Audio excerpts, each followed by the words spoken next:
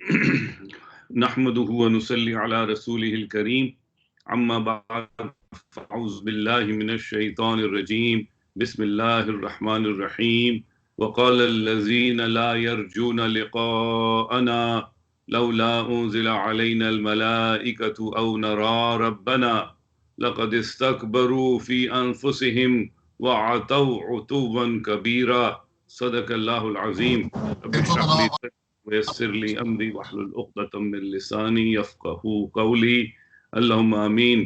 ہم پچھلی دفعہ سورہ فرقان پڑھ رہے تھے اور سورہ فرقان کی آیت نمبر 20 پہ ہم نے ختم کیا تھا۔ 18واں پارہ 19واں پارے کا آغاز ہے اور آیت نمبر 21 تا 22 سورہ فرقان۔ مشرکین مکہ کے دو اعتراضات۔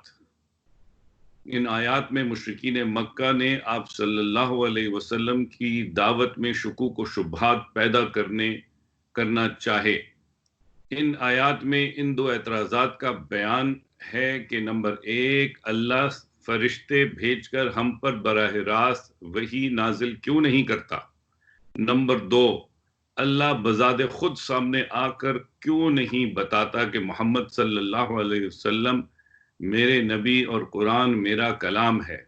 اعتراضات کے جواب میں فرمایا گیا کہ جس روز فرشتے ان کافروں کی جانیں نکالنے یا ان پر عذاب نازل کرنے کے لیے آئیں گے تب یہ ان کو دیکھ لیں گے، یعنی فرشتوں کا کام اس وقت ہے، وہ اس کام کے لیے آتے ہیں، نہ کہ جو ہے وہ لوگوں کی مرضی پر وہ آتے پھریں۔ اور دوسری بات یہاں پر یہ سامنے آئی کہ اللہ سبحانہ وتعالیٰ کیوں سامنے نہیں آتے۔ اللہ سبحانہ وتعالیٰ سامنے آنے کی خواہش پہلے بھی لوگوں نے پیش کی تھی، جس میں سے موسیٰ علیہ السلام اور ان کے کچھ سرداران تھے۔ تو موسیٰ علیہ السلام کو اللہ تعالیٰ نے کہا کہ آپ پہاڑ پر تجلی میں ڈالتا ہوں، آپ دیکھ لیجئے۔ تو ذرا سی تجلی ڈالنے پر پہاڑ کا کیا حال ہوا۔ تو یہ ممکن ہی نہیں ہے کہ جو ہے اللہ سبحانہ وتعالیٰ کی ذات، یہ کائنات اس کا تحمل بھی کر سکے۔ آیت نمبر 23 تا 24، کافروں کی نیکیوں کا انجام۔ کافروں کی نیکیوں کا انجام، یہ آیت واضح کر رہی ہے کہ ایمان کے بغیر کیے گئے اعمال اللہ کے ہاں کوئی قدر نہیں رکھتے۔ مختلف انداز میں ہمیں مختلف اسلوب میں بتایا گیا۔ ایک کہیں راک کا ڈھیر بتا کر کے وہ ہوا چلی اور اڑ گیا، اور جو ہے یہاں پر اللہ کے آگے اس کی کوئی اعمال کی حیثیت نہیں کہ الفاظ سے آ رہا ہے۔ اللہ کے آگے بڑھ کر اللہ آگے بڑھ کر کافروں کی نیکیوں کو ٹھوکر مارے گا اور مار کر ریزہ ریزہ کر دے گا، یعنی ان کی کوئی ایمان کے بغیر لائی گئی نیکیوں کی کوئی وقت نہیں، کوئی وسعت نہیں۔ اس کے پیچھے منطقی معاملہ یہ ہے کہ جس نے اللہ کے لیے کیا اس کو اللہ اجر دے گا، جس نے اللہ کے لیے نہیں کیا تو اس کو اللہ کیوں اجر دے؟ یا اس کو ایسے سمجھ لیجئے، جس نے آخرت کے لیے کیا تھا وہ آخرت میں اپنا اجر موجود پائے گا، مگر جس نے دنیا مفاد کے لیے کیا تھا تو اس کو اس کا مفاد وہاں مل جائے گا۔ آیت نمبر 25 تا 26، قیامت کے دن کافروں پر بھاری ہوگا۔ ان آیات میں یہ منظر بیان کیا گیا کہ روز قیامت آسمان بادلوں سمیت پھٹ جائے گا۔ اس روز کل اختیار اللہ ہی کے ہاتھ میں ہوگا۔ کافروں پر وہ دن بہت بھاری ثابت ہوگا۔ فرشتے لگاتار اتریں گے اللہ کے حکم سے، صف در صف۔ آیت نمبر 27 سے 29 میں بری دوستی کا انجام کا ایک منظر کشی آتی ہے۔ یہ آیت روز قیامت ایک ظالم انسان کی حسرت بھری فریاد بن کر فریاد بیان کر رہی ہے۔ وہ ندامت سے اپنا ہاتھ چھپاتے ہوئے پکارے گا کہ کاش میں نے رسول اللہ صلی اللہ علیہ وسلم کی راستے کی پیروی کی ہوتی۔ یعنی اس کے ہاتھ میں اعمال نامہ ہوگا بائیں ہاتھ میں، اور وہ اس کو چھپانے کی کوشش کرے گا۔ کاش میں نے فلاں شخص سے دوستی نہ کی ہوتی، اس بدبخت نے مجھے گناہ کی طرف ترغیب دی۔ آیت نمبر 30 تا 31، اللہ کے رسول صلی اللہ علیہ وسلم کا شکوہ۔ ان آیات میں اس شکوے کا بیان ہے جو روز قیامت اللہ کے رسول صلی اللہ علیہ وسلم اللہ کی بارگاہ میں پیش کریں گے اور فرمائیں گے کہ میری قوم نے اس قرآن جیسی عظیم نعمت کو پس پش اس کی ناقدری کی اور اس سے کنارہ کشی اختیار کر لی. یعنی یہ وہ آیت ہے جو قیامت کے دن اللہ کے سامنے نبی اکرم صلی اللہ علیہ وسلم دہائی کے طور پہ پیش کر رہے ہیں. یعنی ان نٹ شیل پوری امت کا حال، اور نہ صرف اس دور کا حال بلکہ تمام ادوار کا حال اکٹھا اگر نٹ شیل میں ایک معاملے میں سامنے رکھا جائے تو وہ ایک معاملہ یہ ہے کہ قرآن کو پس پشت ڈال دیا. کیسے پس پشت ڈال دیا؟ کچھ تو بھلا بیٹھے ہیں، غلافوں میں لپٹا پڑا ہے، کچھ پڑھتے ہیں مگر سمجھتے نہیں، کچھ سمجھتے ہیں مگر اس پر عمل نہیں کرتے، کچھ عمل کرتے ہیں وہ ذاتی حد تک کرتے ہیں، اجتماعی سطح پہ نہیں کرتے، کچھ اجتماعی سطح میں بھی اس طرح کرتے ہیں کہ جہاں پر ممکن ہو سکے آسانی سے وہاں کر لو، اور مکمل اس کی اطاعت یہی ہے کہ انہی کسی کے پرنسپلز پر انفرادی زندگی میں بھی اس پہ عمل کیا جائے، اور اجتماعی زندگی میں اسی کے پرنسپلز پر اس قرآن کو نافذ کیا جائے، اس قرآن کو اس مقام پر نافذ کیا جائے. وہ کیا مقام ہے؟ ملک کا سب سے بڑا آئین کیا ہوتا ہے؟ قانون کیا ہوتا ہے؟ وہ ہوتا ہے آئین، اور اس سے بڑھ کر جو درجہ ہے وہ قرآن کا درجہ ہونا چاہیے. یعنی کہ ہمارا جو سب سے بڑا قانون ہے وہ اللہ کی کتاب ہے. اس کے بعد آیت نمبر 32 تا 34 میں کافروں کا ایک اور اعتراض. کافر اعتراض کر رہے تھے کہ قرآن پورے کا پورا ایک ساتھ نازل کیوں نہیں ہوا، حالانکہ تورات ایسے ہو چکی ہے. محسوس ہوتا ہے کہ نبی اکرم صلی اللہ علیہ وسلم تھوڑا تھوڑا کر کے قرآن بنا رہے ہیں اور ہمارے سامنے پیش کر رہے ہیں. ان آیت میں جواب دیا گیا کہ اللہ قرآن کو بتدریج حصوں میں نازل فرما رہا ہے تاکہ نبی اکرم صلی اللہ علیہ وسلم کی اور ان کے صحابہ کی دلجوئی اور ثابت قدمی کا ذریعہ بن سکے. رفتہ رفتہ آہستہ آہستہ ٹکڑوں ٹکڑوں کی شکل میں قرآن کا نزول سمجھنے اور یاد کرنے کے لیے بھی آسان ہے. جب بھی کوئی مسئلہ، اور اس سے ان لوگوں پر بوجھ بھی نہیں پڑ رہا اتنا زیادہ کہ اکٹھا نازل کر دیں. تو تدریجاً تھوڑا تھوڑا چیزیں، پہلے اچھا یہ احکامات پہ عمل کر لو، اچھا اب یہ احکامات پہ کر لو، کرتے کرتے کرتے اس طرح معاملہ آگے بڑھا تاکہ لوگوں پر بوجھ نہ پڑے. جب بھی کوئی مسئلہ سامنے آتا، کوئی اعتراض کیا جاتا، کوئی سوال پوچھا جاتا، کفار کی طرف سے ایذا پہنچائی جاتی، اللہ قرآن کے نزول کے ذریعے معاملہ حل کر دیتا، جس سے نبی اکرم صلی اللہ علیہ وسلم صحابہ کے دلوں کو اطمینان حاصل ہوتا. دوسری طرف اعتراضات کرنے والوں کو جواب بھی مل جاتے، ان کو ذلت کا سامنا بھی کرنا پڑتا. آیت نمبر 35 سے 40 ان آیات میں کئی قوموں کے عبرتناک انجام کا بیان ہے. ان قوموں میں آل فرعون، پھر نوح علیہ السلام کی قوم، پھر عاد علیہ السلام کی قوم، پھر سمود علیہ السلام کی قوم، پھر لوط علیہ السلام کی قوم، یہ تمام اقوام شامل ہیں. رسولوں نے ان قوموں کے سامنے حق کی دعوت پیش کرنے کا حق ادا کر دیا. بدقسمتی سے ان قوموں میں اکثریت نے ان کی دعوت کا انکار کیا، اس کا مذاق اڑایا، پھر اللہ نے بھی انہیں تباہ کر کے ماضی کی عبرتناک داستان بنا دی. یہ آیتیں نبی اکرم صلی اللہ علیہ وسلم اور ان کے صحابہ کی دلجوئی کے لیے بھی ہیں کہ اگر آپ کا اس دعوت کو پیش کرنے میں لوگ مذاق اڑا رہے ہیں تو آپ اس کو برداشت کریں، اس معاملے میں سے گزریں جیسے اور انبیاء اور رسل اس میں سے گزرے تھے. اور یہ بڑی سعادت اور عزت کی بات ہے کہ آج ہمیں بھی اس میں سے گزرنا پڑے. آیت نمبر 41 تا 42 گستاخ رسول کا انجام. مشرکین مکہ کسی کا مائک کھلا ہے پلیز بند کر لیجیے.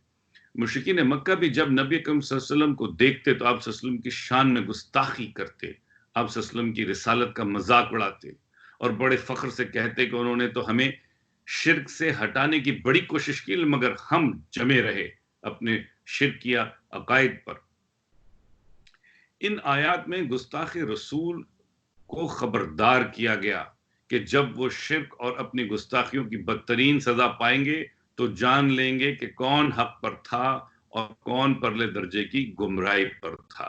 اس طرح کی باتیں خاص طور پہ تب کرنا جب آپ کسی مقصد کی تکمیل کے لیے جا رہے ہیں اور اس مقصد کی طرف جانے کے لیے آواز بلند کر رہے ہیں، اور دعویٰ کرنا یہ بہت بڑی بات ہوتی ہے۔ قرآن کے معجزوں میں سے ایک معجزہ یہ ہے کہ قرآن نے جن جن چیزوں کا دعویٰ کیا وہ سب وقت کے ساتھ پوری ہوئی، آج تاریخ گواہ اس بات کی۔ آیت نمبر 43 سے 44 تک نفس کی پیروی بھی شرک ہے۔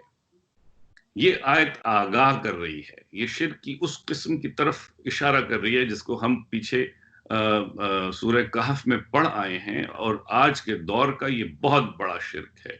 اور ارأیت من اتخذ الہہ ہواہ، کہ دیکھا نبی تو نے اس شخص کو جس نے اپنے خواہش کو، اپنی خواہش نفس کو، اپنی ہوا کو الہ بنا لیا، یعنی کہ معبود بنا لیا، یعنی کہ اللہ کی نہیں اپنے نفس کی اطاعت کرنا، یہ ہے شرک۔ شرک جو ہے وہ اپنے نفس کے کو شریک بنا لینا اللہ کے ساتھ۔ انسان حالت غلامی میں پیدا ہوا ہے، وہ کسی نہ کسی چیز کی پیروی تو کرتا ہے، چاہے وہ رواج کی کر لے، فیشن کی کر لے، اور جو ہے وہ اکثریت کی کر لے۔ تو یہاں نفس کی اطاعت کی بات کی جا رہی ہے۔ اللہ کے مقابلے میں اگر ان میں سے کسی بھی چیز کی اطاعت کی گئی تو وہ اللہ کی اطاعت میں اللہ کے ساتھ شرک ہوگا۔ اسی طرح اگر آپ ایک نظام کی اطاعت کریں جو اللہ سے بغاوت پر مبنی بنا ہو، تو وہ اس نظام کی اطاعت جو ہے وہ بھی اللہ کی اطاعت کے مقابلے میں مد مقابل شرک کہلائے گی۔ آیت نمبر 45 تا 51، اللہ کی نعمتیں ہی نعمتیں ہیں۔ ہم پڑھ رہے ہیں سورہ فرقان۔ ان آیات میں اللہ کی کئی نعمتوں کا تذکرہ ہے، سایہ، دھوپ، سورج، دن، رات، نیند، پھر ٹھنڈی ہوائیں، پھر بارش، پھر پانی، اور جو ہے وہ پانی کی گردش کا نظام، بلا شبہ اللہ ہی کی عطا کردہ نعمتیں ہیں۔ بدقسمتی سے انسانوں کی اکثریت ان نعمتوں سے استفادہ تو کرتی ہے، مگر پھر اللہ کو ناراض کرنے والے کام بھی کرتی ہے۔ واقعی انسانوں کی اکثریت بڑی ہی احسان فراموش ہے۔ آیت نمبر 52 میں جہاد بالقرآن کا بہت ہی ضروری مضمون آ رہا ہے۔ ہم اور بھی اس قسم کی آیتیں پڑھیں گے جس میں جہاد کا ذکر ہوگا، اور پھر ہم یہاں تک پڑھ لیں گے کہ جہاد تو ایمان حقیقی کا لازمی جز ہے۔ اب ہوا کیا؟ ہوا یہ کہ ایک اس بات پر کہ جو قرآن کی آیتوں پر عمل نہیں کرتے، وہ ان پر قرآن اس طرح کی آیتیں، اس طرح کے صاف احکامات نازل کر رہا ہے، اس سے ایک تفرقہ پیدا ہوا۔ اس تفرقے کا نام تھا خارجیہ۔ وہ خارجیہ نے کہا کہ بھئی جس نے بھی کوئی عمل چھوڑ دیا اس نے اللہ، خاص طور پہ قرآنی، تو اس نے وہ جناب اس نے وہ کفر کر اس نے ارتکاب کیا، اور جس نے کفر کیا دانستہ طور پہ، اللہ کا حکم کو چھوڑا، دانستہ طور پر کفر کیا، تو وہ جناب اسلام سے فارغ ہو گیا، اس کا ارتداد ہو گیا، اور ارتداد ہو گیا تو اس پر اب حد لاگو کی جائے، اس کو جناب قتل مرتد کی سزا دی جائے۔ یہ ایک بہت حد سے بڑی ہوئی بات تھی، بلا شبہ یہ حد سے بڑی ہوئی بات تھی۔ اکثریت نے اس کی اکثریت علماء کی اکثریت نے اس فکر کے اس سے اختلاف کیا اور اس کے برعکس رائے پیش کی، اور بادشاہوں نے بھی اس کو سپورٹ کیا۔ وہ فتنہ تو ختم ہو گیا اور وہ فرقہ تو ختم ہو گیا، البتہ اس کی شکل میں ایک مرجیہ فرقہ سامنے آ گیا جو رجا اور امید کی بنیاد پر تھا۔ یعنی کہ اب وہ کلیم، صرف زبانی کلیم کہ جی زبان سے جس نے کلمہ پڑھ لیا ہے وہ بھی اس کو دنیا قانونی طور پر اس کو وہی حیثیت ملے گی جو ایک حقیقی مومن کی حیثیت ہے۔ یہ تو قانونی شکل ہو گئی، مگر جب قرآن اس طرح کی باتیں کرتا ہے اور وہ ایمان حقیقی کی بات کر رہا ہوتا ہے، یہ قانونی ایمان کی قرآن بات نہیں کرتا، مگر کچھ آیتیں آئیں گی جو قانونی ایمان کی بات کریں گی، مگر قرآن قیامت کے دن کی نقطہ نگاہ سے حقیقی ایمان کی بات کر رہا ہوتا ہے، اس لیے وہ تقاضے سامنے رکھ رہا ہوتا ہے۔ اور جس کو فکر ہے ایمان کی، اس کو حقیقی ایمان کی فکر ہے، جس کو مومن بننا ہے، خالی مسلمان نہیں مومن بننا ہے، تو اس کو چاہیے کہ قرآن کی ان تمام جتنی بھی نصیحتیں ہیں ان کو خاطر جمع میں لائے۔ تو یہ جو آیت ہم پڑھ رہے ہیں، آیت نمبر 52 سورہ فرقان، اس آیت میں نبی اکرم صلی اللہ علیہ وسلم کو حکم دیا گیا کہ وہ کفار کے خلاف قرآن حکیم کے ذریعے جہاد کریں، اور یہی نبی اکرم صلی اللہ علیہ وسلم آیاتی، وہ آیتیں پڑھ کے سناتے تھے، وہ ان کے سوالات کا جواب اللہ کی آیتوں سے دیتے تھے، اور دعوت کا سب سے خوبصورت طریقہ ہی یہی ہے کہ آپ اللہ کی آیتیں سامنے رکھیں، اور اس پر جو اعتراض پیش ہو رہا ہے اس میں بھی آیتیں رکھیں، اور بشارت بھی آیتوں سے دیں اور وعید بھی آیتوں سے سنائیں۔ جہاد بالقرآن یہ ہے کہ قرآن کے ذریعے ان پر حق کو واضح کرنا، ان تک قرآن کی دعوت پہنچانا، ان کے باطل عقائد کی نفی کرنا، ان کے اعتراضات کے سوالات کے جواب دے کر ان پر اتمام حجت قائم کرنا، اور پھر ان کو وعید بھی دینا کہ اب اگر نہیں مانو گے تو نتیجہ کیا نکلے گا۔ نبی اکرم صلی اللہ علیہ وسلم نے نبوی زندگی کے پورے 23 برس جہاد میں گزارے، ان میں سے 15 برس تک آپ صلی اللہ علیہ وسلم نے صرف جہاد بالقرآن کیا، اور اسی طرح دعوت و تبلیغ کے ذریعے ایک مسلمانوں کو ایک کیا، ان کو منظم کیا اور ان کی تربیت کی۔ اب اس میں دعوت و تبلیغ میں بھی فرق دیکھ لیجئے۔ تبلیغ مطلب ابلاغ، آپ نے پہنچایا، پہنچانے کے بعد ایک اور مقصد ہے دعوت کا، پہنچانے میں آپ نے اللہ کا، آپ نے ایمان افروز ساری باتیں پہنچا دی، اب وہ قبول کر کے ایمان لے آئے تو ٹھیک ہے۔ دعوت کا فرق کیا ہے دعوت و تبلیغ میں؟ دعوت میں اب اس کو کسی مقصد کی طرف بلانا، یعنی کہ اس کو بلا کر ایک جماعت کی شکل میں اس کو ڈھالنا، یہ تھا نبی اکرم صلی اللہ علیہ وسلم کی اس جماعت میں دعوت کے معنی۔ اس کے بعد چلتے ہیں آیت نمبر 53 سے 55 کی طرف، اللہ کی کچھ اور نعمتیں۔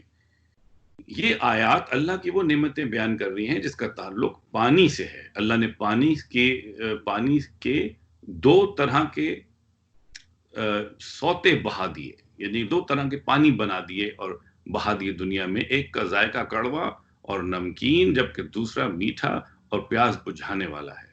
دونوں باہم بہتے ہیں، لیکن ان دونوں کے درمیان ایک ایسا پردہ حائل ہے جس کی وجہ سے وہ آپس میں نہیں ملتے۔ پھر اللہ نے پانی ہی سے انسان کی تخلیق فرمایا، اس کی سہولیات اور مدد کے لیے 2 طرح کے جو ہے وہ معاملات بنائے۔ بلا شبہ اللہ کے احسانات بے شمار ہیں۔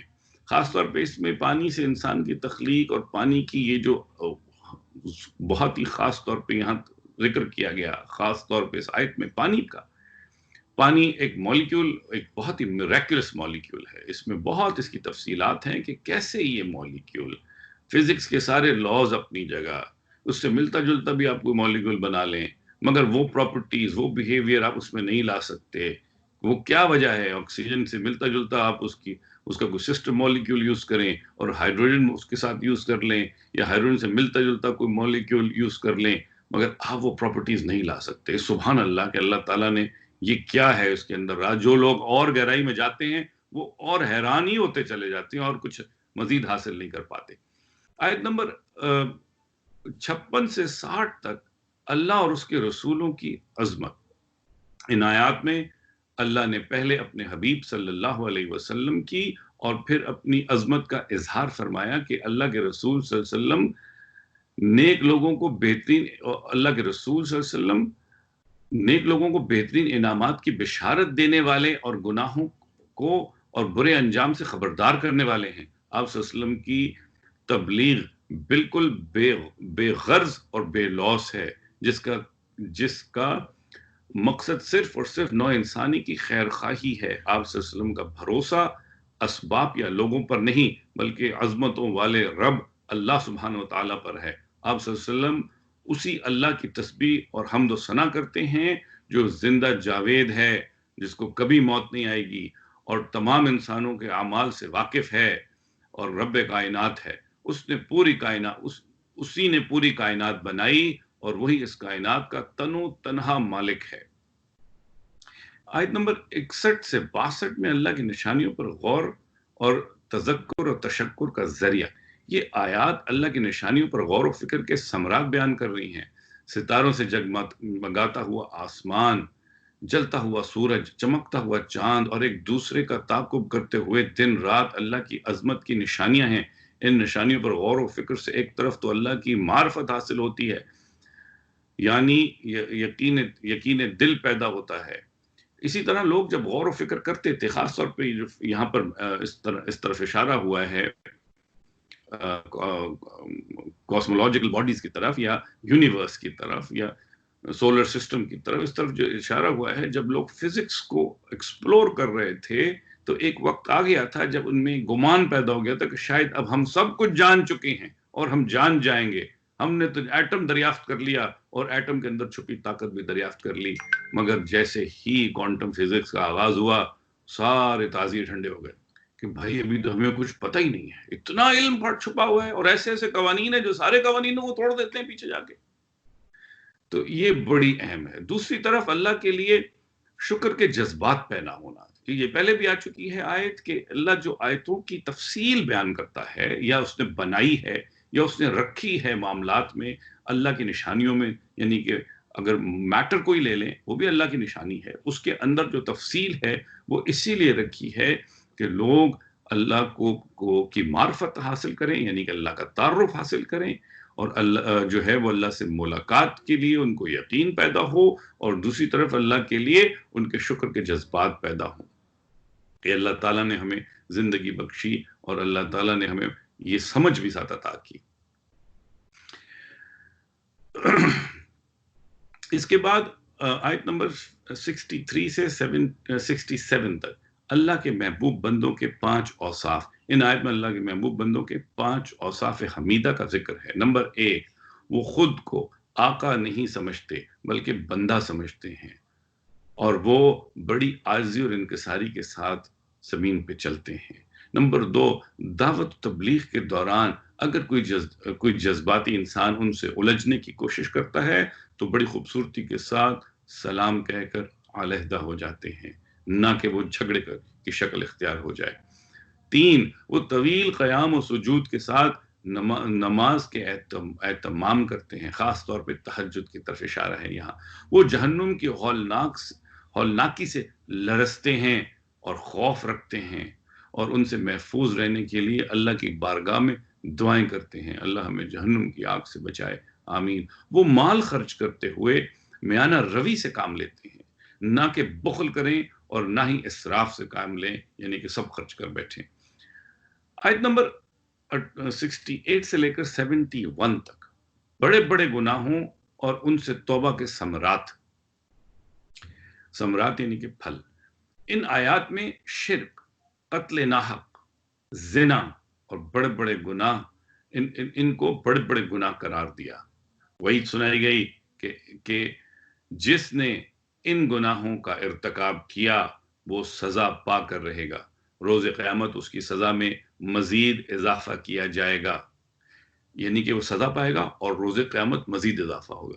یہ آیت عذاب قبر کی طرف اشارہ ہے، یہ نص ہے جہاں سے قرآن میں عذاب قبر کی طرف بتاؤ، کچھ لوگ اس حدیث کے منکر یہ بھی کہتے ہیں، تو یہ ہے وہ نص۔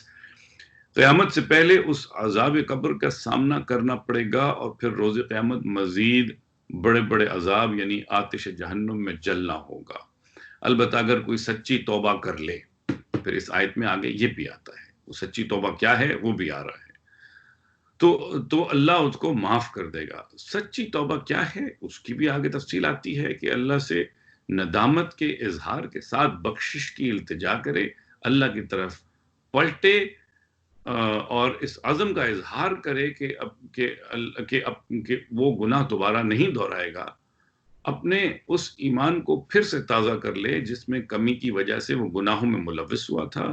اگر کسی بندے کا حق مارا ہے تو اس بندے سے جا کے معافی مانگے، اس کی حق ادائیگی کرے، اور پھر اس کے بعد ایک پاکیزہ زندگی بسر کرنا شروع کرے۔ ایسے لوگوں کی توبہ نہ صرف قبول کی جائے گی بلکہ اللہ سبحانہ وتعالیٰ نے یہاں فرمایا کہ یبدل اللہ سیئاتہم حسنات، کہ اللہ ان کی برائیوں کو نیکیوں سے بدل دے گا۔ حدیث میں آتا ہے کہ احد پہاڑ برابر بھی اگر برائیاں ہوں گی اللہ ان کو بدل کے نیکیاں کر دے گا، یہ نہیں کہ ان کو معاف کر دے گا، ان کو بدل کے نیکیاں کر دے گا۔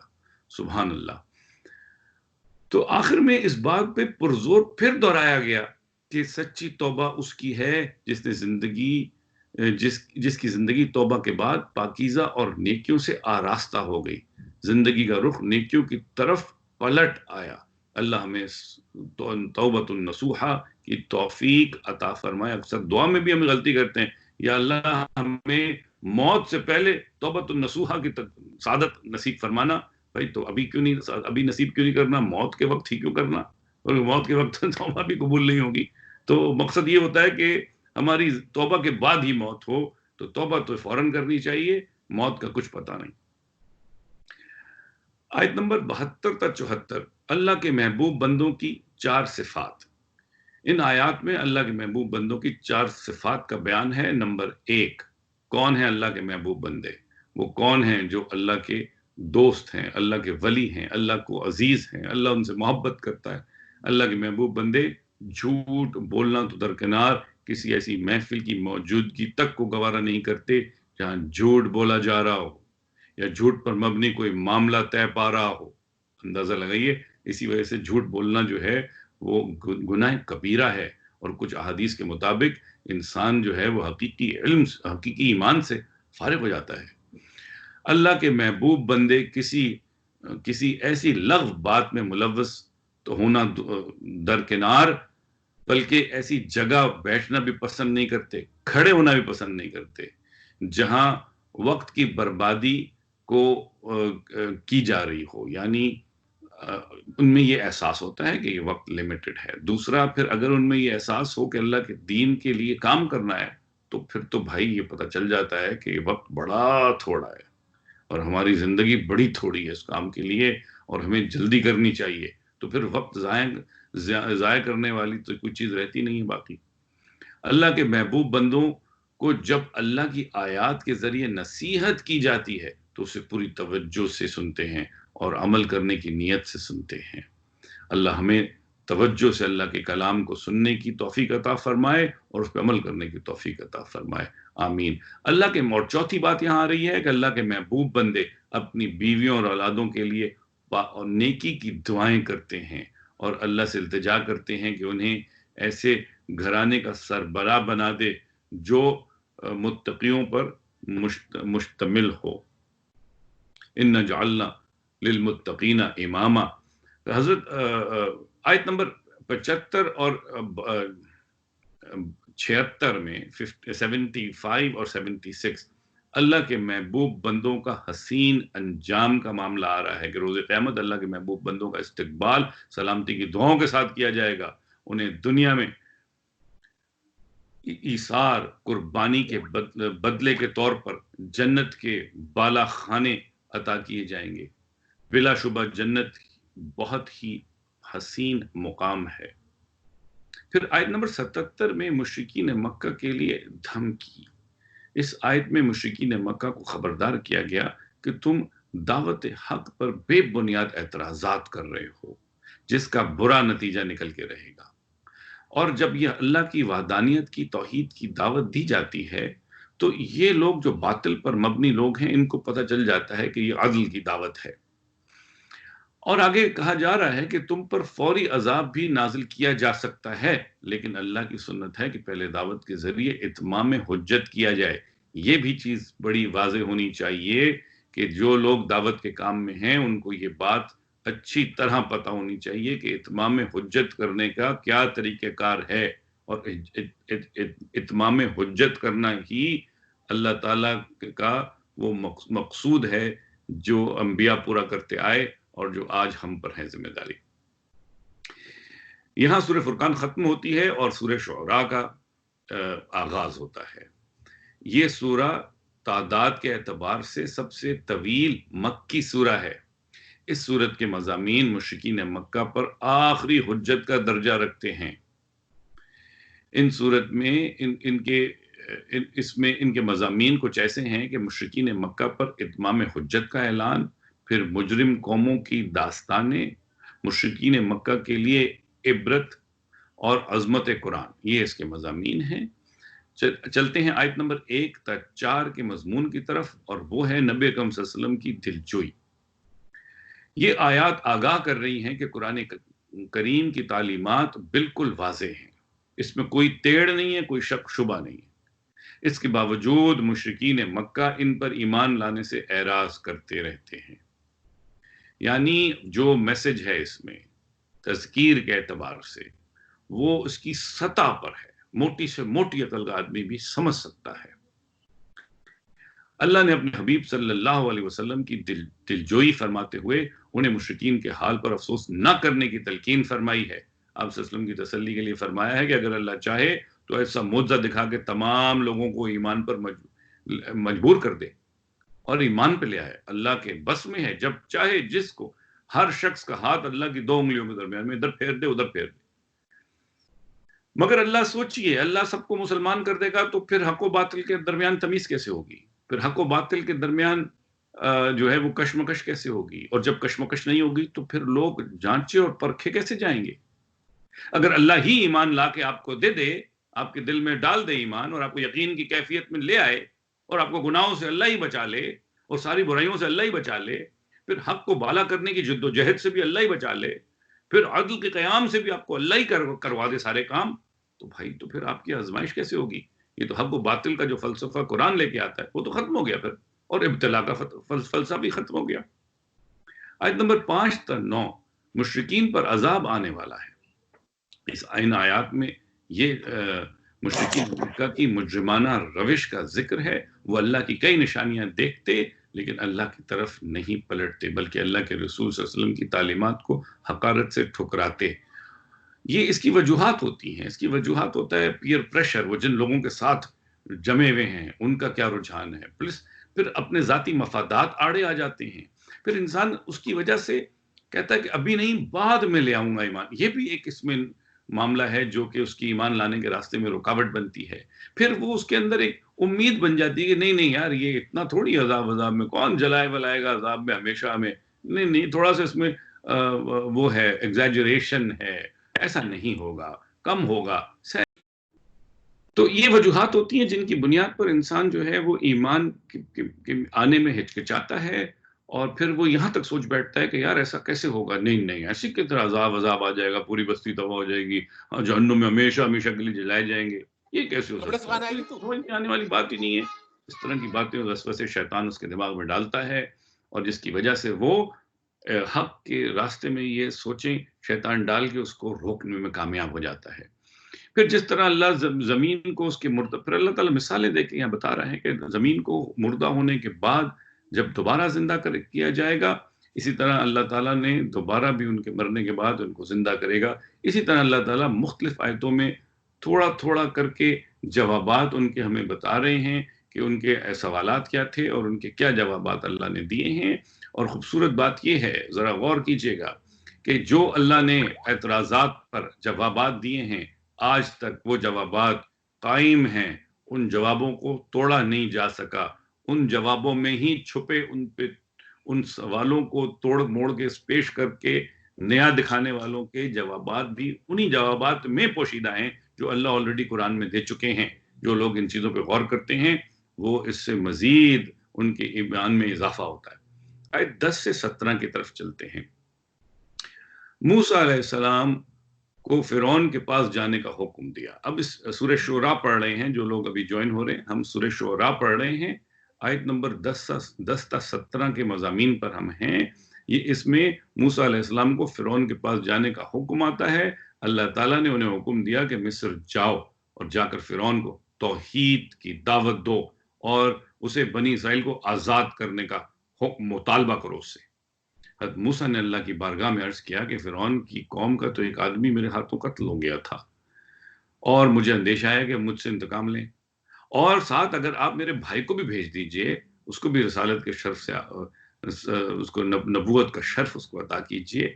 اللہ تعالیٰ نے آپ صلی اللہ علیہ وسلم کو عصا دیا اور ساتھ اور چیزیں دی، اور ساتھ ہارون علیہ السلام کو بھی ان کا مددگار بنا کے ساتھ بھیجا، ان کا وزیر بنا کے ساتھ بھیجا۔ آیت 18 تا 22 میں فرعون کا تانا، موسیٰ علیہ السلام کا منہ توڑ جواب۔ یہ مکالمہ آ رہا ہے کہ جب وہ فرعون کے دربار میں پہنچے تو کون؟ موسیٰ علیہ السلام اور ہارون علیہ السلام، اور انہوں نے جا کے فرعون کو حق قبول کرنے کی دعوت دی، تو اس نے حضرت موسیٰ علیہ السلام کو تانا دیا. اس نے کہا کہ ہم نے تمہیں اپنی محل میں تمہاری پرورش کی، تمہیں تو باہر سے اٹھایا تھا ہم نے، تو تمہیں محل میں پرورش کی، تم ہماری احسان فراموشی کر رہے ہو، اور تم نے اوپر سے ایک ہمارا بندہ مار دیا. حضرت موسیٰ نے کہا کہ جواب میں ایسا جواب دیا کہ وہ شرمندہ ہو گیا.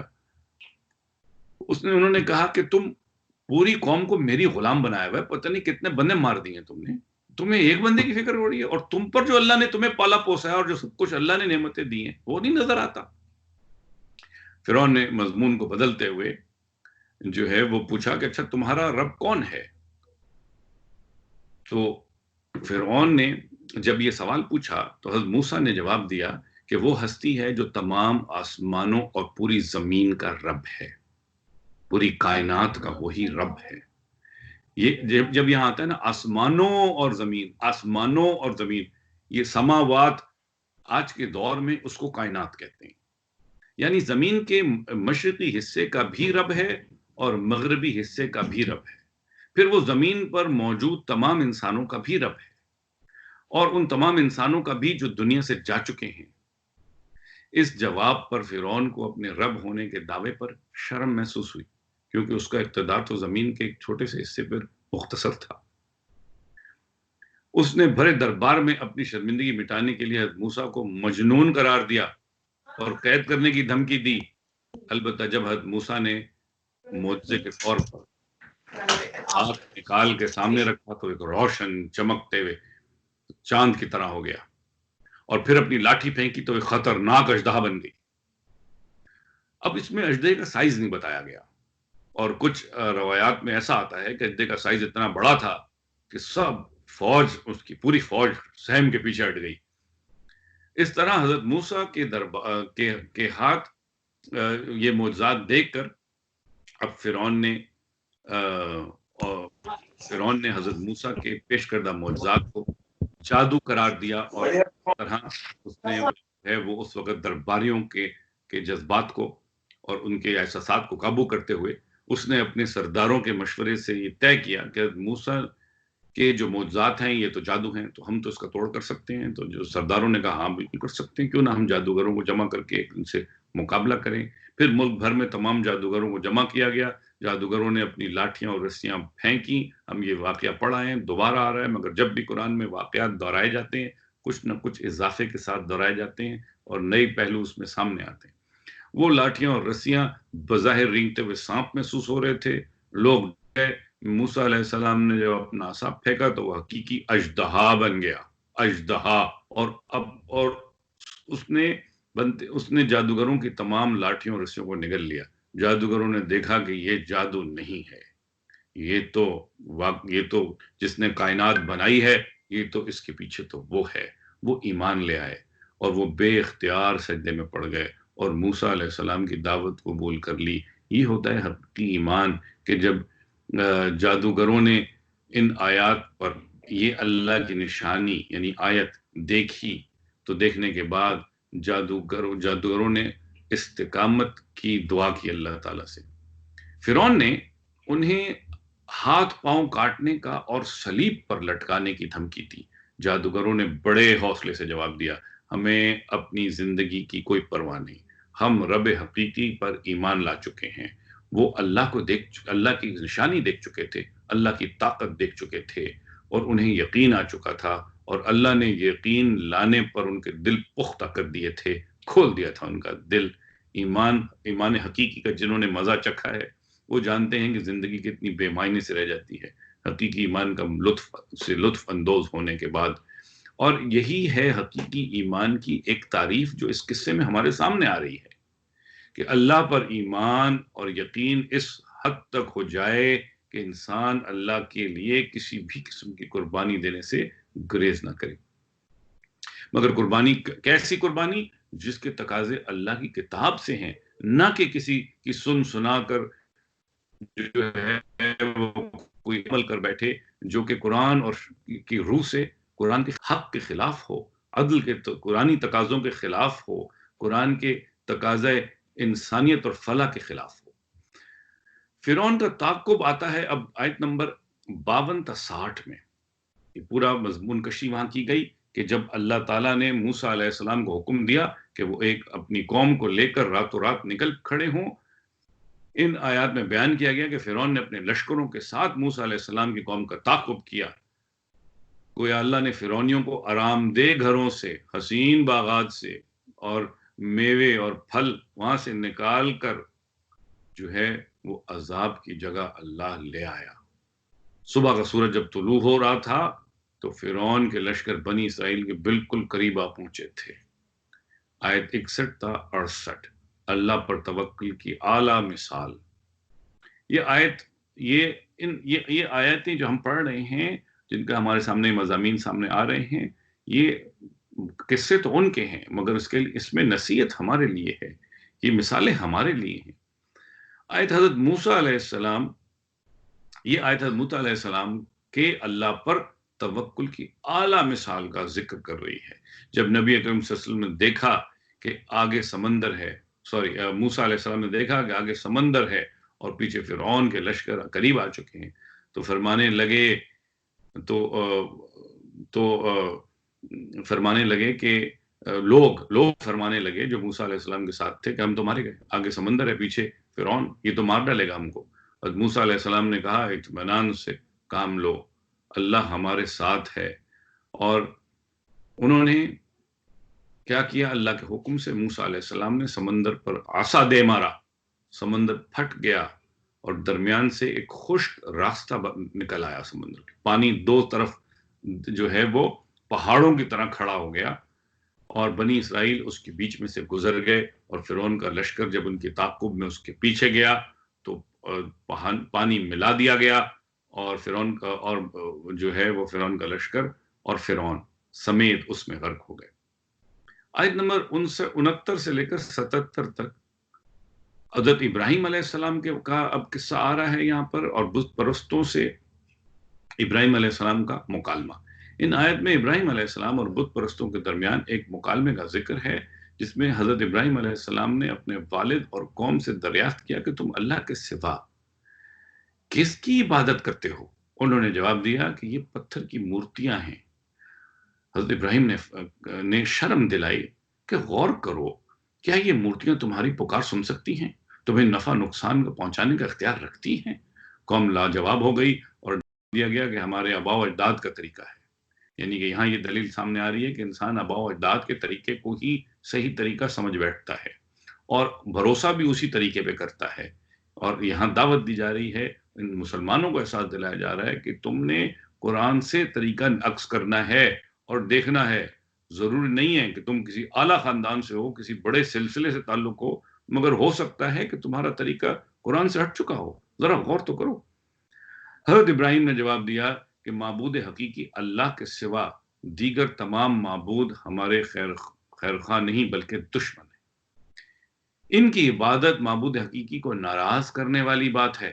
اگر معبود حقیقی ناراض ہو گیا تو پھر ہماری بربادی اور تباہی سے ہمیں کون بچائے گا؟ یہ بت.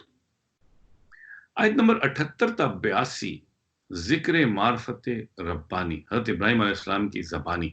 یہ آیت حضرت ابراہیم علیہ السلام کی زبان سے معرفت رب کا کہ ایمان افروز بیان پر مشتمل ہے. حضرت ابراہیم علیہ السلام بیان فرماتے ہیں کہ اللہ ہی ہے جس نے مجھے پیدا کیا. جب نمرود نے اپنے دربار میں بلا کے پھر ابراہیم علیہ السلام سے پوچھا کون ہے تمہارا، تو انہوں نے بتایا کہ اللہ ہی ہے جس نے مجھے پیدا فرمایا، وہی ہے میرے ہر معاملے میں سیدھے راہ کی طرف ہدایت عطا فرماتا ہے، وہی مجھے کھلاتا ہے، وہی مجھے پلاتا ہے.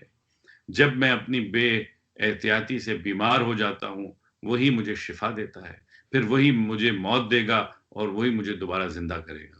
اس مہربان ہستی سے میں امید کرتا ہوں کہ روز حشر وہ میری تمام خطاؤں کو معاف فرما دے گا. اللہ تعالی ہمیں ایسا ایمان عطا فرمائے کہ جس میں ہم یہی اللہ سے تعلق رکھیں، جیسا کہ ابراہیم علیہ السلام نے ان آیات میں اپنا تعلق اللہ سے، اپنے ایمان اور اپنے تعلق اللہ سے تعلق کا اظہار کیا لوگوں کے سامنے. آیت نمبر 83 تا 99 حضرت ابراہیم علیہ السلام کی ایمان افروز دعائیں.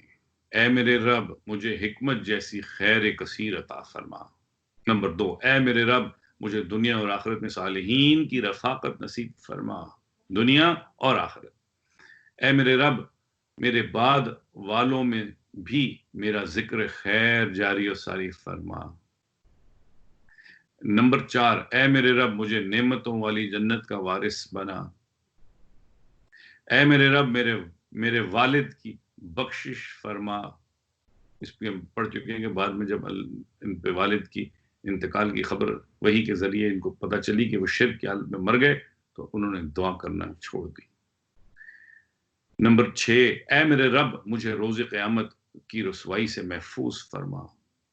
اللہ ہمیں بھی روز قیامت کی رسوائی سے محفوظ فرمائے، آمین۔ وہ روز جب کہ مال اور بیٹے ناکام آئیں گے، بلکہ وہ دل کام آئے گا، وہ اعمال کام آئیں گے جو اللہ کے لیے کیے گئے۔ اللہ ہم سب کو ان تمام دعاؤں کو ہمارے حق میں بھی شرف قبولیت عطا فرمائے، آمین۔ آیت نمبر 90 تا 104، جہنم میں گمراہوں کی آہوزاری۔ یہ آیت روز قیامت کے احوال بیان کر رہی ہے کہ اس روز ایک طرف پرہیزگار لوگوں کے لیے جنت کو آراستہ کیا جائے گا، دوسری طرف جہنم گمراہوں کے قریب لائی جائے گی روز حشر میں۔ پھر تمام گمراہ جہنم میں اوندھے منہ ڈال دیے جائیں گے۔ پلیز یہ بات نوٹ کیجئے، اس میں خاص طور پہ اچھی نقشہ کشی کی گئی ہے ایسی کتابوں میں کہ وہ باقاعدہ اٹھا کے الٹے لٹکا کے ڈالے جائیں گے۔ اللہ معاف کرے، اللہ رحم فرمائے۔ اب گمراہ لوگ اپنے سرداروں پر لان تان کریں گے اور فریاد کریں گے کہ ہم نے کچھ مجرموں کے بہکاوے میں آ کر تمہیں بڑا مانا اور تمہاری اطاعت کی جو بڑی گمراہی ثابت ہوئی۔ کاش کوئی آج ہمارا سفارتی ہو، کاش کوئی آج ہمارا مددگار ہو، مگر کوئی ان کا مددگار نہیں ہوگا اللہ کے مقابلے میں۔ اللہ تعالی ہمیں اس قسم کی کیفیت سے بچائے، آمین۔ آیت نمبر 105 سے 110 تک حضرت نوح علیہ السلام کی بے لوث دعوت۔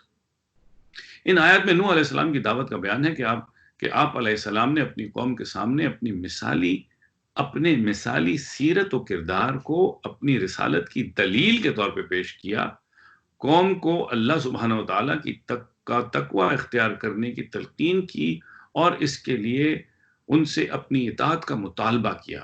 ساتھ ہی ان پر واضح کر دیا کہ میں تمہیں اس کے بدلے کوئی اجر تم سے نہیں چاہ رہا ہوں۔ آج تو ہم اجر بھی لیتے ہیں مگر وہ اجر نہیں مانگ رہے تھے، ذرا نوٹ کیجئے، آج تو چندوں پہ ہی سارا کام چل رہا ہے۔ آیت نمبر 111 سے 122 تک قوم کا اعتراض۔ مائک کھلا ہوا ہے۔ آیت نمبر 111 سے 122 تک قوم کا اعتراض اور حضرت نوح علیہ السلام کا جواب۔ حضرت نوح علیہ السلام کی دعوت کے جواب میں قوم کی اکثریت نے کہا کہ ہم کیسے آپ کی پیروی کریں، آپ کی پیروی کرنے والے تو ہمارے معاشرے کے گھٹیا یعنی کہ غریب لوگ ہیں۔ حضرت نوح علیہ السلام نے جواب دیا کہ مجھے اس سے سروکار نہیں کہ ان کا کیا پیشہ ہے، میں ان نیک سیرت لوگوں کو نہیں چھوڑ سکتا۔ طویل عرصے کی بحث کے بعد قوم نے نوح علیہ السلام کو سنگسار کرنے کی دھمکی دی۔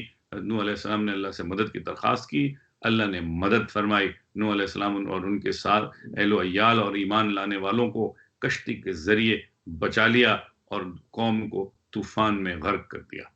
آیت نمبر 123 سے 135 تک حضرت ہود علیہ السلام کی دعوت۔ حضرت ہود علیہ السلام کی دعوت بڑی وضاحت سے پیش کی جا رہی ہے کہ انہوں نے اپنے کردار کی پاکیزگی کو بطور مثال بناتے ہوئے اپنی رسالت کا اعلان کیا، قوم سے تقاضا کیا کہ اللہ کا تقوی اختیار کرو اور اس کے لیے میری اطاعت کرو۔ میری یہ تمام دعوت بغیر کسی غرض کے ہے۔ تم بلند یادگاریں بنا کر وسائل کو ضائع کرتے ہو، عمارت کی مضبوطی پر بلا وجہ پیسہ برباد کرتے ہو اور محکوم قوموں کے ساتھ ظلم و زیادتی کرتے ہو۔ اس اللہ کی نافرمانی سے بچو جس نے تمہیں بیٹے اور مویشی عطا کیے ہیں، حسین باغات دیے ہیں، ان میں پانی کے چشمے بہا دیے ہیں۔ اگر تم اپنی نافرمانیوں سے باز نہ آؤ گے تو پھر تم ایک بڑے دن کے عذاب آنے کا میں تمہیں خوف دلاتا ہوں۔ آیت 36 سے لے کر 140 تک قوم ہود کی ہٹ دھرمی کا ذکر آتا ہے کہ ہود علیہ السلام کی دعوت کو قوم نے حقارت سے رد کر دیا، اکڑ کر کہا کہ ہمیں نصیحت نہ کرو، ہم پر کوئی اثر نہیں ہوگا، ہم پر کوئی عذاب نہ آئے گا۔ ماضی میں بھی قوموں کو ایسی دھمکیاں دی جاتی رہی ہیں، آخرکار اللہ کا عذاب ان پر آ دھمکا اور وہ کچھ نہ کر سکے۔ آیت نمبر 141 سے 152 تک حضرت صالح علیہ السلام کی دعوت کا ذکر آتا ہے۔ ان آیت میں حضرت صالح علیہ السلام نے کہا کہ دیکھو میرا آج تک کا کردار میری سچائی پر شاہد ہے، میں اللہ کا رسول ہوں، میری اطاعت کرو اور اللہ کی نافرمانی سے بچو۔ تم سے کسی اجر کا سوال نہیں کرتا اور تمہیں اچھائی کی طرف بلا رہا ہوں۔ غور کرو، کیا تم ہمیشہ اس دنیا کی نعمتوں میں سے استفادہ ہوتے رہو گے؟ خوبصورت باغات اور ٹھنڈے چشموں سے فیضیاب ہوتے رہو گے؟ ان فصلوں سے، ان کھجوروں سے لطف اندوز ہوتے رہو گے؟ پہاڑوں کو تراش کر آرام گاہیں بناتے ہو اور کیا اسی میں رہو گے ہمیشہ؟ نہیں، ایک روز تمہیں ان نعمتوں کا حساب دینا ہوگا، لہٰذا اللہ کی بندگی کرو اور زمین میں فساد مچانے والوں کی پیروی مت کرو۔ آیت نمبر 153 سے 159 تک حضرت صالح علیہ السلام کی قوم کا تکبر۔ قوم سمود نے حضرت صالح علیہ السلام کی دعوت کو بڑے تکبر سے رد کر دیا، صالح علیہ السلام کی بشارت پر اعتراض کیا، انہیں جادو زدہ قرار دیا، ان سے مطالبہ کیا کہ رسالت کے ثبوت کے طور پہ جو ہے وہ اونٹنی پہاڑ سے برآمد کرو۔ اللہ نے نشانی کے طور پر پہاڑ سے اونٹنی برآمد کر دی۔ حضرت صالح کی قوم کو آگاہ کیا گیا، حضرت صالح نے اپنی قوم کو آگاہ کیا کہ یہ اللہ کی اونٹنی ہے، لہٰذا اس کے کھانے پینے میں رکاوٹ نہ ڈالنا۔ وہ کھاتی بھی بہت تھی اور پانی بھی سب پی جاتی تھی، اگر تم نے اسے بری نیت سے ہاتھ لگایا تو تم مارے جاؤ گے۔ وہ اس امتحان میں پورا نہ اتر سکے، انہوں نے اونٹنی کی کونچیں کاٹ کے اس کو ہلاک کر دیا، پھر انہیں ایک شدید زلزلے نے آ پکڑا۔ آیت نمبر 160 سے 166 تک حضرت لوط علیہ السلام کی دعوت۔ یہ حضرت لوط علیہ السلام کی دعوت کی تفصیل بیان کر رہی ہے۔ حضرت لوط علیہ السلام نے اپنی رسالت کا ثبوت اپنے اعلیٰ کردار کی مثال سے پیش کیا اور قوم سے مطالبہ کیا کہ میری بات مانو اور زندگی کے ہر معاملے میں اللہ کی فرما برداری اختیار کرو۔ میری یہ نصیحت بالکل بے لوث اور بغیر کسی لالچ کے اور بغیر کسی معاوضے کے ہے۔ تم جنسی جذبات کی تسکین کے لیے بیویوں کے پاس جانے کے بجائے ہم جنس پرستی کرتے ہو، بلا شبہ تم حد سے بڑھنے والے لوگ ہو۔ آگے آیات میں 175 تک یہ آتا ہے کہ قوم لوط علیہ السلام کی قوم نے لوط کی دعوت کا مذاق اڑایا اور انہیں اپنی بستی سے نکال دینے کی دھمکی دی۔ حضرت لوط نے اللہ کی مدد کی، التجا کی، اللہ نے حضرت لوط علیہ السلام اور ان کے گھر والوں کو بحفاظت بستی سے نکال لیا، البتہ ان کی بیوی بستی میں رہنے والوں میں کے ساتھ عذاب سے دوچار ہوئی۔ عذاب کی صورت یہ تھی کہ اللہ نے اس بستی کو الٹا دیا پہلے اور پھر اس پہ کنکریوں کی بارش کی، دوہرا عذاب اس پہ نازل کیا۔ یہ کسی کا مائک کھلا ہے، پلیز بند کر لیجیے، جزاک اللہ۔ آیت نمبر 176 سے لے کر 184 تک میں جو مضمون آ رہا ہے وہ حضرت شعیب علیہ السلام کی دعوت کا مضمون ہے۔ اس کا خلاصہ یہ ہے کہ شعیب علیہ السلام کہ انہوں نے جنگل والی قوم، ان کی قوم جنگل میں آباد تھی اور ناپ تول میں کمی کرتی تھی، جنگل والی قوم کے سامنے دعویٰ کیا کہ میں اللہ کا رسول ہوں اور میرا صاف ستھرا کردار اس کی دلیل ہے۔ میری اطاعت کرو اور اللہ کی نافرمانی سے بچو، میں تم سے کوئی اجر نہیں مانگتا۔ یعنی آپ دیکھیے کہ دعوت میں کچھ کردار، ایک تو کردار کا با کردار ہونا، پھر جناب اس دعوت میں سب نبیوں کی ہم دعوت دیکھتے آئے ہیں میں جو ہے وہ برائیوں سے روکنا، اور اس میں پھر اطاعت کی طرف، نبی کی اطاعت کی طرف بلانا، یہ سارا جو ہے اس میں کردار۔ تبھی ایمان لانے کے بعد کردار سازی کی طرف اتنی توجہ دی جاتی ہے تاکہ یہ دائی بن سکے۔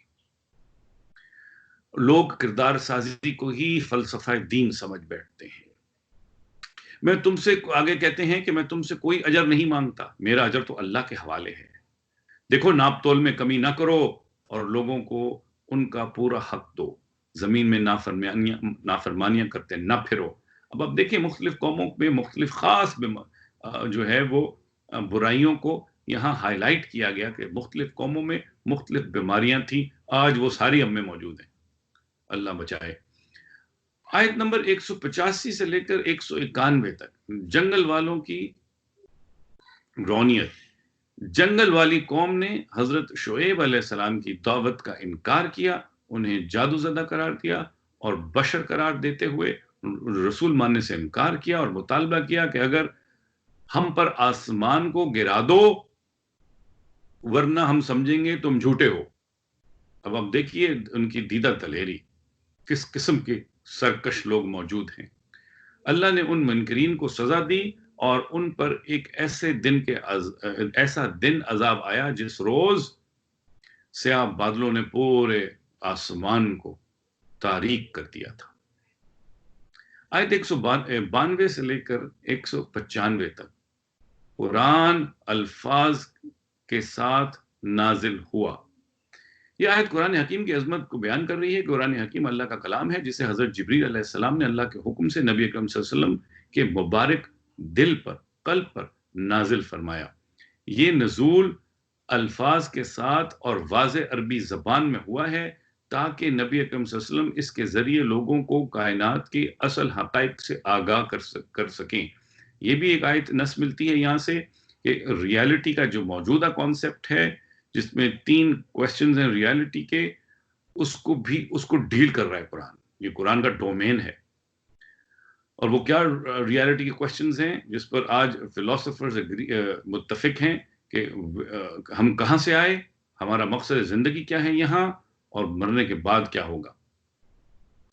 بعض دانشوروں کا یہ تصور کہ قرآن کا پیغام تو اللہ کا ہے لیکن اسے نبی اکرم صلی اللہ علیہ وسلم نے اپنے الفاظ میں بیان کر کیا ہے، یہ ایک گمراہ کن تصور ہے۔ یہ تصور انسپریشن کا کانسیپٹ ہے جو بائبل سے آیا ہے کہ بائبل کیونکہ بہت عرصے بعد دوبارہ لکھی گئی تھی، اذن تولاد بھی دوبارہ لکھی گئی تھی، وہ گیپ ان ایکسپلینڈ ہے۔ وہ گیپ کہتا ہے کہ اس میں یقیناً تعریف ہوئی ہوگی، اس کو چھپانے کے لیے انہوں نے ایک کانسیپٹ گڑھا کہ نہیں یہ انسپریشن ہے، الفاظ اپنے دیتے ہیں جو بھی انسپریشن خدا کی طرف سے آتی ہے۔ اب آبویسلی خدا آپ کی زبان تو نہیں بولتا نا، انگلش یا کوئی چنگلش یا کوئی اور اس طرح کی زبان۔ اس تصور کے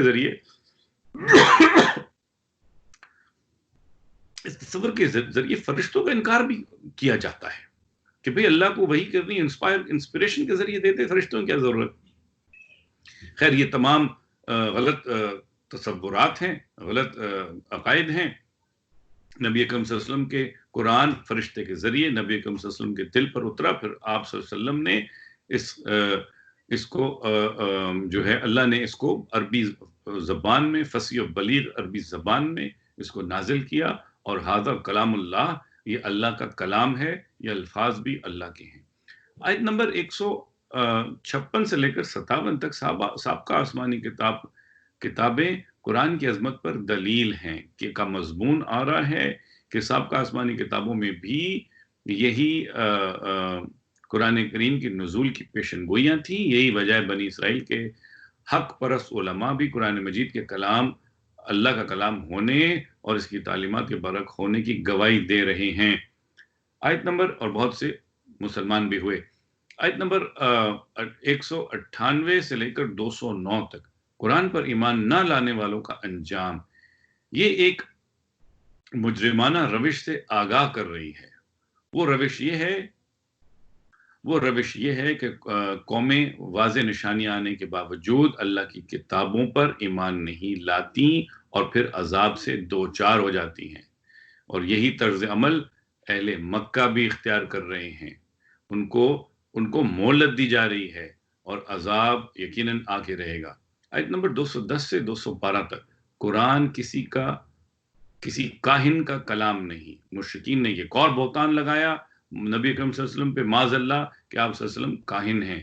یعنی آپ کے کاہن کیا ہوتا ہے؟ جس کے پاس شیاطین، جس کے پاس اس طرح کے جن ہوتے ہیں اور جو اس کو ادھر ادھر کی خبریں بتا دیتے ہیں اور ماضی قریب اور مستقبل قریب کی کچھ خبریں بتا دیتے ہیں، جس سے وہ اپنے آپ کو لوگوں میں بڑا تو نبی اکرم صلی اللہ علیہ وسلم ایسے قطعی کوئی کاہن نہیں ہے، اور ان آیات کا جو ہے وہ یہ بہتان ہے جو نبی اکرم صلی اللہ علیہ وسلم پہ باندھا جا رہا ہے۔ یہ قرآن اللہ کا ہے اور اللہ کی طرف سے آیا ہے، اور نبی اکرم صلی اللہ علیہ وسلم کا کردار دیکھیے، اس طرح کے با کردار لوگ ہوتے ہیں کاہن کیا کبھی۔ آیت نمبر 213 سے 220 تک نبی اکرم صلی اللہ علیہ وسلم کے لیے خصوصی ہدایات یہاں دی گئیں۔ ان آیات میں نبی اکرم صلی اللہ علیہ وسلم سے خصوصی خطاب ہے اور انہیں چند خصوصی ہدایات دی گئی ہیں۔ نمبر 1، مشرکین کے دباؤ میں آ کر ان کے ساتھ کوئی سمجھوتا نہ کیجیے گا، اور سمجھوتا وہ کس چیز پہ چاہ رہے تھے؟ توحید پہ، اور آپ صلی اللہ علیہ وسلم نے کبھی توحید پہ سمجھوتا نہ کیا۔ حکمت کے نام پر، مصلحت کے نام پر، کسی بھی نام پر آپ نے کبھی سمجھوتا نہیں کیا۔ پھر اپنے قریبی رشتہ داروں کو آخرت میں ہونے والے حساب کتاب کے حوالے سے خبردار کرتے رہیں۔ آپ صلی اللہ علیہ وسلم نے آخرت کے اپنے عزیز و اقارب میں دعوت کا آغاز بھی وہیں سے کیا۔ ایسے ساتھیوں کے ساتھ انتہائی شفقت سے پیش آئیں جو ایمان لا کر آپ صلی اللہ علیہ وسلم کی پیروی کر رہے ہیں۔ اپنے ساتھیوں کے ساتھ شفیق رہیں، اور آج ہم جانتے ہیں کہ آپ صلی اللہ علیہ وسلم اپنے ساتھیوں کے ساتھ بہت ہی شفیق اور مہربان تھے۔ اگر کوئی ساتھی آپ صلی اللہ علیہ وسلم کی نافرمانی کرے تو اس کی تربیت کے لیے اس کی تربیت کیجیے، اور جو ہے وہ اگر کوئی ساتھی آپ صلی اللہ علیہ وسلم کی نافرمانی کرے تو اس کی تربیت کیجیے، نہ کہ صرف کہہ دیجیے کہ تمہاری اس روش سے بری الذمہ ہوں۔ ایسی بات نہ کیجیے، ان کی تربیت کیجیے۔ اس اللہ پر توکل کیجیے جو ہر وقت آپ صلی اللہ علیہ وسلم پہ نظر کرم رکھتا ہے۔ آیت نمبر 121 تا 123 سورہ شعراء، تقریباً 10 منٹ کا اور ہے معاملہ۔ کاہنوں کا کردار اس آیت میں واضح کر رہی ہیں کہ کاہن لوگ پرلے درجے کے جھوٹے اور مکار ہوتے ہیں، اور گھٹیا کردار کے ہوتے ہیں۔ وہ ہر طرح کے گناہوں میں ملوث ہوتے ہیں۔ ایسے لوگوں پر جن نازل ہوتے ہیں۔ اس میں یہ بھی، ان علوم میں یہ بھی، کالے علوم میں بڑی ناپاکی رکھنی پڑتی ہے باقاعدہ اس طرح کے شیاطین کو اٹریکٹ کرنے کے لیے۔ یہ جو ہے، اور اس کے برعکس نبی اکرم صلی اللہ علیہ وسلم اور قرآن تو ہمیں طہارت سکھاتا ہے، پاکیزگی سکھاتا ہے۔ تو جو لوگ نبی اکرم صلی اللہ علیہ وسلم پر جیسے اعلیٰ اخلاق اور اعلیٰ کردار کے حامل ہستی کو کاہن قرار دے رہے ہیں، وہ غور کریں کتنی بڑی ناانصافی کر رہے ہیں۔ آیت نمبر 224 سے لے کر 226 تک شاعروں کا کردار۔ ان آیات میں شاعروں کی اکثریت کے کردار کی 3 منفی پہلو سامنے لائے گئے کہ شاعروں کی پیروی کرنے والے گمراہ قسم کے لوگ ہوتے ہیں، اور شاعر خود بھی گمراہ قسم کے لوگ ہوتے ہیں۔ شاعر ہر وادی میں بھٹکتے پھرتے ہیں، ہر محفل میں جاتے ہیں اور شعر کہتے ہیں تاکہ داد وصول کریں۔ ایک تو ان کو داد چاہیے ہوتی ہے، دوسرا بھٹکے ہوئے گمراہ کن قسم کے خیالات ان کے پاس ہوتے ہیں، آسمان و زمین کے کلابے ملا رہے ہوتے ہیں وہ، اور وہ بڑے بڑے دعوے تو کرتے ہیں لیکن عمل کے اعتبار سے انتہائی پست کردار ہوتے ہیں، اور داد کے علاوہ وہ رقم بھی وصول کرتے ہیں۔ ایک طرف شعراء کی مذکورہ بالا کردار ہے، اور دوسری طرف نبی اکرم صلی اللہ علیہ وسلم کی شان ہے۔ آپ صلی اللہ علیہ وسلم کی پیروی کرنے والے انتہائی پارسا ہیں، سچے ہیں، نیک ہیں۔ آپ تو کیا، آپ کے صحابہ بھی با کردار ہیں، نیک ہیں، سچے ہیں، انصاف اور عدل پر کھڑے ہیں، غلط باتوں سے پرہیز کرتے ہیں۔ کیا یہ آپ کو شاعر لگتے ہیں؟ آیت نمبر 227 میں اچھے شعراء کا بھی کردار سامنے آتا ہے۔ اس آیت میں اعتراف کیا گیا کہ شاعروں میں کچھ نیک سیرت بھی ہوتے ہیں جو ایمان لاتے ہیں، اور ایمان لانے کے بعد اللہ کی نازل کردہ شریعت کے مطابق زندگی بسر کرتے ہیں، شاعری کے ذریعے اللہ کا ذکر اور اس کی تعلیمات کو عام کرتے ہیں، اور دین اسلام کے شاعر پر اعتراض کرنے والے شعراء کے خبیث کلام کا منہ توڑ جواب دیتے ہیں۔ یہاں پر یہ سورت ختم ہوتی ہے، سورہ شعراء ختم ہوئی اور سورہ نمل شروع ہو رہی ہے۔ ان آیات میں مضامین کا تجزیہ یہ ہے کہ ایمان بالآخرت ہے، پھر موسیٰ علیہ السلام سلیمان علیہ السلام، سمود علیہ السلام، لوط علیہ السلام کے مختلف تذکرے ہیں، پھر اللہ تعالیٰ کی عالی شان قدرتیں کا ذکر ہے، پھر مشرکین مکہ کے ساتھ کشمکش کے معاملات کا ذکر ہے، پھر ایمان بالآخرت اور نبی کریم صلی اللہ علیہ وسلم کے لیے ہدایات اس میں درج ہیں۔ آیت نمبر 1 تا 2 ایمان بالآخرت کی اہمیت، ان میں آگاہ کیا گیا کہ قرآن کریم ایک واضح کتاب ہے جو ایسے مومنوں کے لیے ہدایت ہے جو نماز قائم کریں، زکوٰۃ ادا کریں اور بالخصوص آخرت کے واقع ہونے پر پختہ یقین رکھیں۔ آخرت کا یقین ایسے ہونا چاہیے کہ بس شاید آج رات ہی مجھے آخرت کی طرف کوچ کرنا پڑے، ایسا یقین ہونا چاہیے آخرت پر۔ ایسا یقین جیسا ہمیں یقین ہے کہ ابھی ننگی بجلی کی تار پکڑ لی تو بجلی کا جھٹکا لگے گا، ایسا یقین ہو کہ بس آج میں نے جانا ہے، تیاری میں آج ہی کر لوں، کل پہ نہ ڈالوں۔ اس کے برعکس جو آخرت پر ایمان نہیں رکھتے ان کے لیے دنیا کی عارضی سہولیات مرغوب کر دی گئی ہیں، روز قیامت ان کے لیے بدترین عذاب ہوگا اور وہ سب سے زیادہ خسارے میں رہنے والے ہوں گے۔ اللہ ہمیں اس قسم کے خسارے سے بچائے اور آخرت پر پورا مکمل یقین عطا فرمائے، آمین۔ آیت نمبر 7 سے لے کر 14 تک موسیٰ علیہ السلام پر ظہور نبوت۔ ان آیات میں اس واقعات کا بیان ہے کہ جب حضرت موسیٰ علیہ السلام مدین سے واپسی پر مصر آ رہے تھے تو طور پہاڑ کے قریب انہوں نے آگ دیکھی۔ جب وہ آگ کے قریب پہنچے تو اللہ کی طرف سے ندا آئی، اے موسیٰ میں اللہ ہوں، تمام جہانوں کا رب، زبردست اور انتہائی حکمت والا۔ اس کے بعد موسیٰ علیہ السلام کو 2 نشانیاں عطا کی گئیں، ایک ان کا عصا تھا، دوسرا ان کا وہ ہاتھ۔ عصا اور ہاتھ کے ہم معجزات پڑھ چکے ہیں۔ آیت نمبر 15 تا 19 حضرت سلیمان علیہ السلام پر اللہ کا فضل۔ یہ آیت اس فضل کی تفصیل بتا رہی ہے جو اللہ نے حضرت داؤد علیہ السلام اور حضرت سلیمان علیہ السلام پر کیا۔ ان دونوں کو اللہ نے علم کی دولت عطا فرمائی۔ علم نافع ایک بہت بڑی دولت ہے، اللہ ہمیں یہ دولت عطا فرمائے۔ اور اس کے لیے قرآن میں نبی کریم صلی اللہ علیہ وسلم کی دعا بھی ہے کہ ربی زدنی علما، اللہ ہمارے علم میں اضافہ فرما، اور یہ بھی ہے کہ اللہم اسألوک علما نافعا، اے اللہ میں سوال کرتا ہوں تجھ سے ایسے علم کا جو نفع بخش ہو، دنیا اور آخرت کے ایسے علم جو نفع بخش ہو۔ پھر بار بار ان دونوں کو اللہ تعالیٰ نے علم کی دولت سے عطا فرمایا، پھر بار بار اپنے شکر کرنے کی توفیق عطا فرمائی جو مختلف مضامین میں آتی ہے۔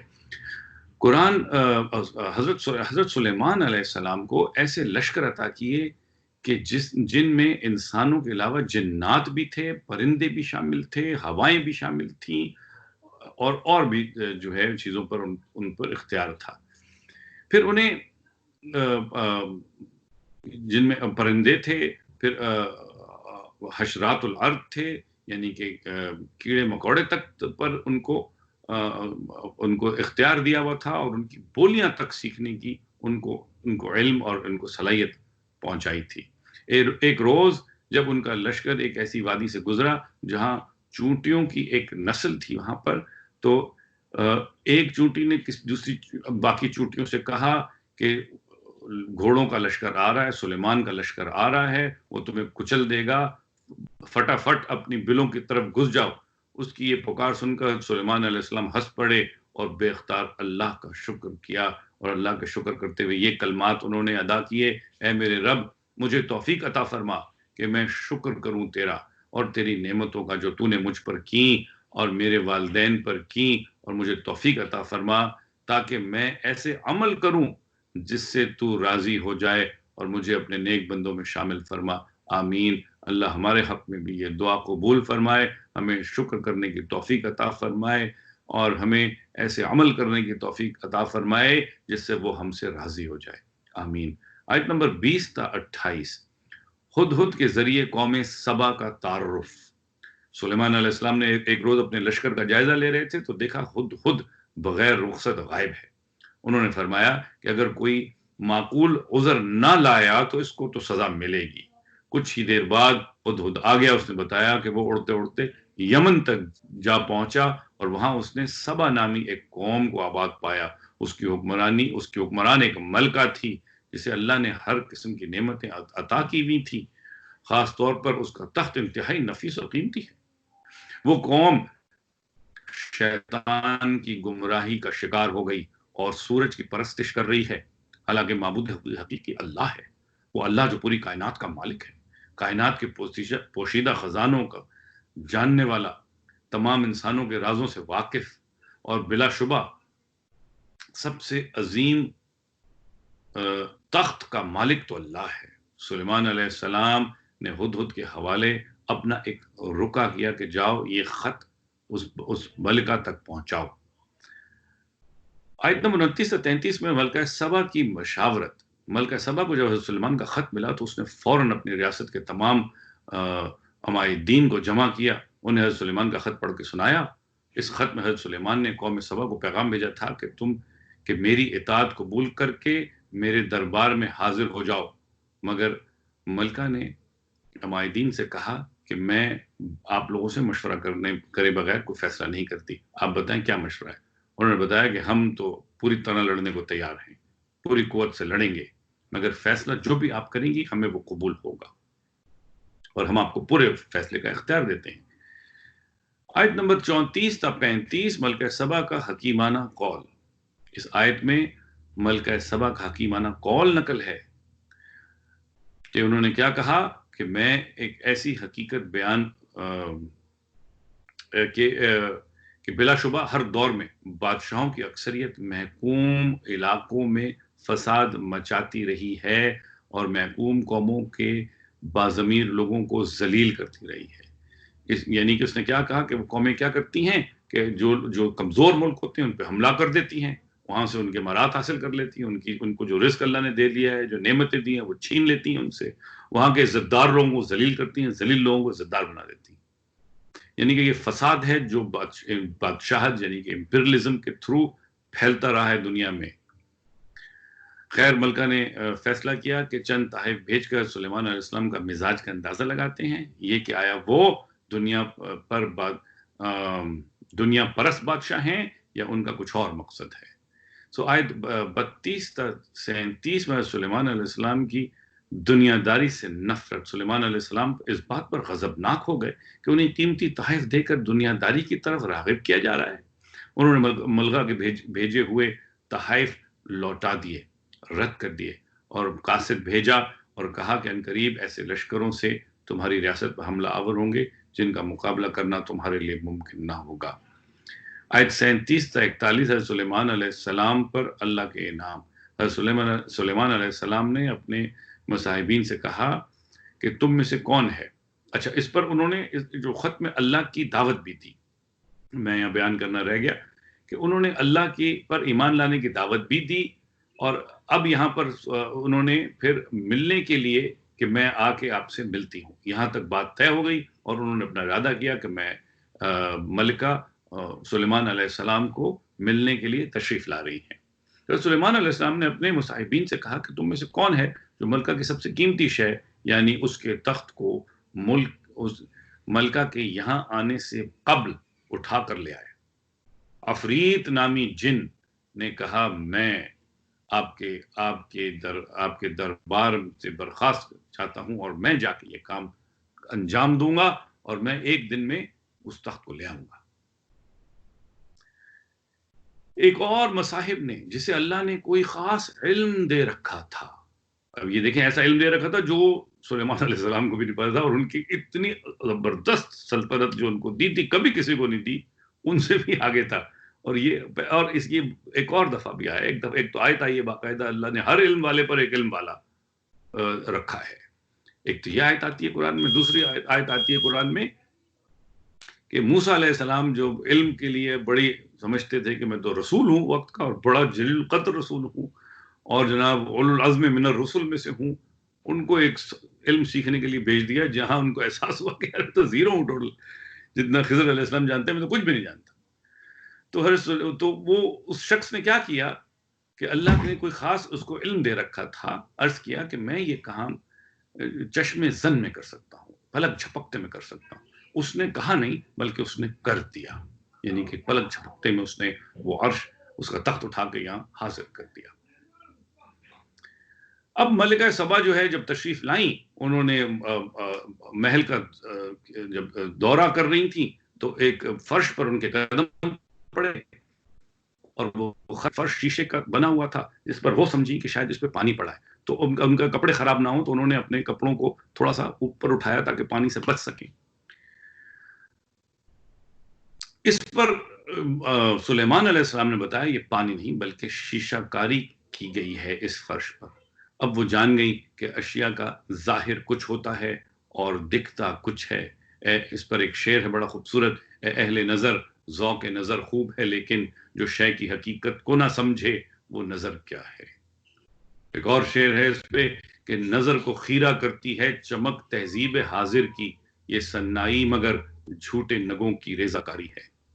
ہم سورج کو چمکتا دیکھ کر متاثر ہوں کہ اس کو معبود سمجھ بیٹھیں، حالانکہ اصل میں معبود اللہ ہے۔ یعنی جو چیز چمکتی دکھتی ہے وہ all that glitters ain't gold۔ تو اس کی طرف یہاں اشارہ ہے۔ پھر آیت نمبر 45 سے 45 سے لے کر 47 تک قوم سمود کی بدبختی کا ذکر ہے کہ انہیں صالح نے اللہ کی بندگی کی دعوت دی اور انہوں نے اس دعوت کو چھڑک دیا، اس حق کو ٹھکرا دیا۔ پھر صالح نے عذاب لانے کا مطالبہ کیا، اللہ نے حضرت صالح علیہ السلام کی دعا قبول کی اور جو ہے وہ اس قوم کو عذاب سے ہمکنار کیا۔ آیت نمبر 48 سے لے کر 53 تک قوم سمود کی سازش اور اس کا انجام۔ اس میں ان آیات میں سازش کا تذکرہ ہے جو قوم سمود کے 9 سرداروں نے کی صالح علیہ السلام کے خلاف، اور وہ حضرت صالح علیہ السلام کو قتل کرنے کی سازش تھی کہ ان کے گھر پہ حملہ کر کے قتل کریں گے اور بعد میں اس سے مکر جائیں گے۔ اللہ نے اس کا منصوبہ ان کا ناکام بنایا اور اس قوم پر زلزلے کا عذاب بھیجا اور صالح علیہ السلام اور ان کے اہل ایمان کو بچا لیا گیا۔ آیت نمبر 54 تا 58 تک قوم لوط کی خباثت اور ان کا انجام کہ لوط علیہ السلام نے انہیں جب اپنے ان کے جرم جو تھا ہم جنس پرستی اس سے باز رہنے کی تلقین کی تو انہوں نے لوط علیہ السلام کے اہل خانہ کو بستی سے نکال دینے کی دھمکی دی۔ اللہ نے لوط علیہ السلام ان کے اہل خانہ سمیت ان کو بستی سے باحفاظت نکال لیا اور پھر بستیوں کو الٹ دیا۔ آیت نمبر 59 میں یہ مضمون آ رہا ہے کہ اللہ بہتر ہے یا معبود باطل بہتر ہے۔ ان آیات میں اللہ کی قدرت کا بیان ہے، بیان کا ایک نیا مضمون شروع ہو رہا ہے۔ اس مضمون کی ابتدا اللہ سبحانہ و تعالیٰ کی حمد اور اس کے چنے ہوئے بندوں یعنی انبیاء کرام پر سلامتی کی بشارت سے کی جا رہی ہے۔ اس کے بعد مشرکین کو دعوت دی جا رہی ہے کہ غور و فکر کرو اللہ کہ ایک طرف اللہ ہے جو ہر خوبی اور کمال کا پیکر کامل ہے، دوسری طرف تمہارے تراشے ہوئے لاچار اور بے بس اور بے یار و مددگار معبود ہیں۔ خود ہی فیصلہ کرو کون بہتر ہے۔ بلا شبہ اللہ ہی بہتر ہے جس کے برابر نہ کوئی ہے، نہ کوئی ہوا تھا اور نہ کوئی ہو سکتا ہے۔ اللہ تعالیٰ ہمیں ان آیات کو سمجھنے کی توفیق عطا فرمائے اور ایمان کامل کی دولت عطا فرمائے۔ اس کے ساتھ آج کا پارہ ختم ہوا۔ انشاءاللہ کل 20ویں پارے کا خلاصہ آپ کے سامنے مزمل مجید پیش کریں گے۔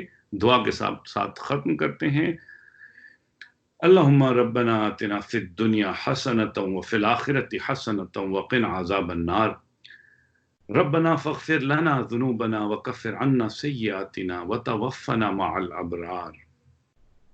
رب اغفر لي ولوالدي وللمؤمنين يوم يقوم الحساب۔